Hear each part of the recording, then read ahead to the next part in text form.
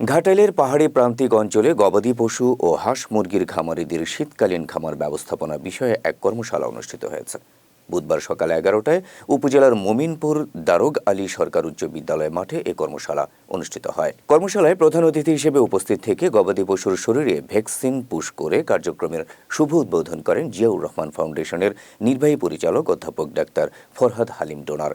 পরে মাঠ প্রাঙ্গণে ৩ শতাধিক গবাদি পশুর ভ্যাকসিনেশন করা হয় এবং বিনামূল্যে রুচিবর্ধক, কৃমিনাশক, ভিটামিন ট্যাবলেট, স্যালাইন সহ যাবতীয় ওষুধ খামারিদের দেয়া হয়।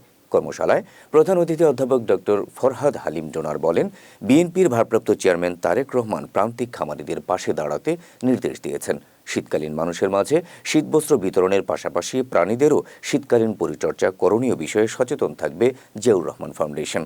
ডাক্তার মোহাম্মদ রেজাউল করিম মিয়ার সভাপতিত্বে কর্মশালায় বক্তব্য রাখেন জিয়াউর রহমান ফাউন্ডেশনের পরিচালক কৃষিবিদ শফিউল আলম দিদার, জেলা প্রাণী সম্পদ অফিসার ডাক্তার মোহাম্মদ মুস্তাফিজুর রহমান, কৃষিবিদ এস.এম. খালেদ, উপজেলা প্রাণী সম্পদ অফিসার ডাক্তার বাহারুদ্দিন সরোয়ার রিজভি সহ আরও অনেকে।